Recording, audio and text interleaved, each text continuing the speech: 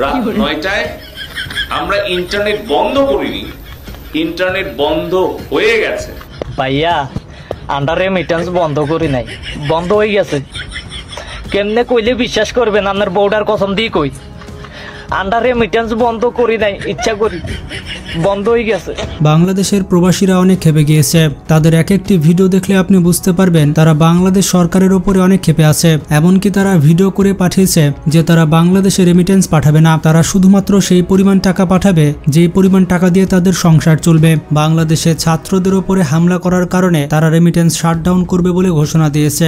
বিদেশে বসে প্রবাসীরা শুরু করেছে এক ঐতিহাসিক আন্দোলন। এইরকম আন্দোলন বাংলাদেশের ইতিহাসে আর কখনোই দেখা যায়নি। তারা এই আন্দোলনের নাম দিয়েছে রেমিটেন্স শাটডাউন। বলতে গেলে এই রেমিটেন্সের উপর ভিত্তি করে বাংলাদেশ সরকার টিকে থাকে। তাই কোটা আন্দোলনে মানুষের উপরে নির্যাতনের প্রতিবাদ চালাতে প্রবাসীরা রেমিটেন্স বন্ধ করে দেওয়ার ঘোষণা দিয়েছে। কারণ রেমিটেন্সের মাধ্যমে বৈদেশিক মুদ্রা না এলে সরকারের পক্ষে দেশ চালানোই অসম্ভব। প্রবাসীরা এক্ষেত্রে শ্রীলঙ্কার উদাহরণ তুলে ধরেছে। শ্রীলঙ্কাতে প্রধানমন্ত্রীর দুর্নীতি ছাড়িয়ে যাওয়ার পর শ্রীলঙ্কার প্রবাসীরা দেশে রেমিটেন্স পাঠানো বন্ধ করে দেয়। এর কিছুদিনের মধ্যেই বৈদেশিক বাণিজ্য লেনদেন এবং ঋণ পরিশোধ করতে না পেরে সেখানকার সরকারের পতন হয়ে যায়। পরবর্তীতে নতুন সরকার গঠিত হওয়ার পর সেই প্রবাসীদের পাঠানো রেমিটেন্সেই শ্রীলঙ্কা পুনরায় স্বনির্ভর হয়ে ওঠে। শ্রীলঙ্কার প্রবাসীরা যা করেছে তাই করতে চলেছে বাংলাদেশের প্রবাসীরা। ইতিমধ্যে রেমিটেন্স প্রবাহে ধস নেমেছে। বাংলাদেশ ব্যাংকের পরিসংখ্যান বলছে এই মাসের শুরুতে প্রতিদিন $8 কোটি রেমিটেন্স আসত। সেখানে কোটা আন্দোলন শুরু হওয়ার পর থেকে পুরো 7 দিনেও $8 কোটি আসেনি। মানে রেমিটেন্স প্রবাহ 80 থেকে 90% কমে গিয়েছে। প্রতিনিয়ত রেমিটেন্সের পরিমাণ কমতে আছে। বিশেষজ্ঞরা বলছে এরকম যদি কয়েক সপ্তাহ চলতে থাকে তাহলে সরকার আর দেশ চালাতে পারবে না। কয়েকদিন রেমিটেন্স না পাঠানোর কারণে বাংলাদেশের অবস্থা এতটাই করুণ হয়েছে যে বাংলাদেশের বিভিন্ন মন্ত্রী প্রবাসীদের কাছে হাত জোর করে বলছে দেশে টাকা পাঠানোর জন্য। আপনারাই দেখুন জুনায়েদ আহমেদ পলক কিভাবে প্রবাসীদের বলছে দেশে টাকা পাঠানোর কথা। প্রবাসী ভাই বোনদের কাছে বিনয়ের সাথে আবারও পরজন্য অনুরোধ করতে চাই, এই মিথ্যা গুজবে আপনারা কান দিবেন না। আমাদের দেশের সম্পদ, আমাদের সরকারের যত অবকাঠামো, এগুলো কিন্তু আপনাদের রেমিটেন্সের পয়সা, দেশের কৃষক, শ্রমিক, ব্যবসায়ী সকলের ট্যাক্সের পয়সা দিয়ে তৈরি। প্রবাসীদের যাদের টাকা পাঠানো একান্ত প্রয়োজন তারা শুধুমাত্র প্রয়োজন পরিমাণ টাকা দেশে পাঠাচ্ছে।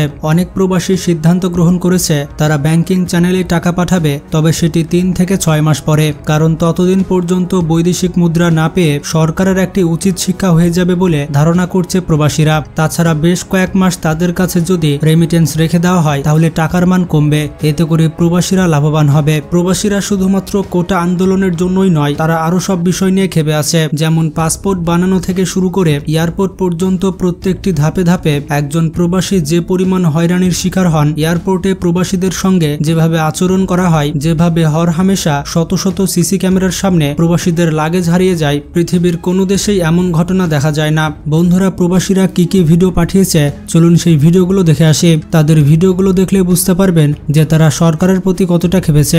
নেট বন্ধ করে দিছস, ওয়াইফাই বন্ধ করে দিছস। আমরা যারা বিদেশ আছি, আমরা দেশ গ্রামে বাড়ি ঘরের সাথে কথা বলবো কিভাবে?